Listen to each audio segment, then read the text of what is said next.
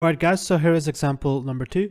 So basically there are some other things that I want to throw it out. So when you are extremely bullish or bearish, every auto block, or I would say demand zone, could be, a POI.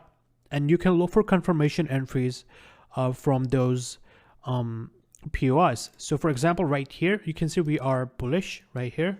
I'm looking at GBP USD, and there is this auto block right here, right? And the thing that I was talking about, how to combine DXY with this trading strategy. So when you have a institutional support level or auto block here, and price comes back into this auto block, when price comes back to this auto block on GBP USD, you go to DXY and see if price is also at the resistance level of some sort. Okay, so as you know, the DXY chart is inverse to this. So if GBP USD is going up, DXY is going to go down. Simple, right? But around here, when price reaches this auto block and on DXY, price at the same time, okay, not at the same time, but if it's at the resistance level, right? Let's assume that this is DXY and this is auto block, and price is here at the auto block, right? And also on GBP USD, price is at the support level or bullish order block, right? Then that is a confluence that you can use.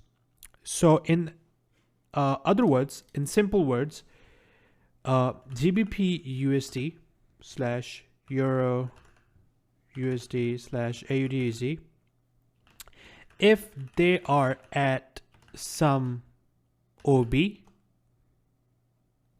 and at this, if one of these are at some OB, and at the same time DXY is at some OB as well.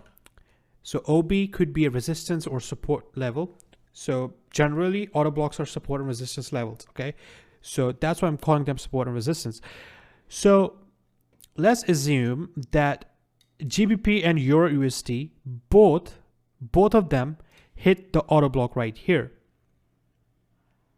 Okay, or I would say that GBP USD hits the auto block, Euro USD does not hit the auto block, and DXY also is at some sort of resistance level, right? Then you should trade GBP USD. If Euro USD hits the auto block, right, and GBP USD and AUD USD do not hit the auto block, which is right here, do not touch the auto block, and at the same time DXY is at the resistance level, it is touching the resistance or an auto block here, which could be actually this, my bad, right? Then you want to trade Euro USD. I know this is sounding a little bit complicated, but it is not if you really focus on that, what I'm trying to say. And let's say that GBP and Euro USD both are not touching the auto block, and they are somewhere around here, right? And AUD USD has already touched this auto block, and at the same time DXY is also at some sort of resistance level. Then that, my friend, is the sign that you should be trading AUD USD. I hope that is clear, guys. So let me show you how this works. So we know that we are bullish, right? Price going up, we have this auto block right here. So I drop down to 15-minute time frame, look for a shift in market structure. There you go, we have a market structure shift, and this right here. Okay, so here's another thing.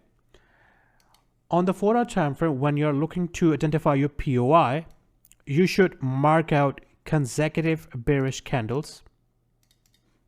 Okay, most of the time. if there are like so many bearish candles, right, just mark out the last candle or the one above it, from above it. Okay. But when you are looking for entries on 15-minute, you should always take your entry from the very last bearish candle before the move to the upside that broke the structure. So let's wait for price to come back into our PO, into our entry zone. Kaboom. That is our entry during London session. So that is a plus point. Put our stop right below this level. Target 1 to 2. And I go back home. And there you go. Perfect move. But you can see you can hold. It really depends on you guys. I only look for 1 to 2, as I've said before in my videos multiple times. So yeah, guys, I hope you guys understood what I tried to teach. If you did not, feel free to ask questions and I'll try to answer them in my Discord server.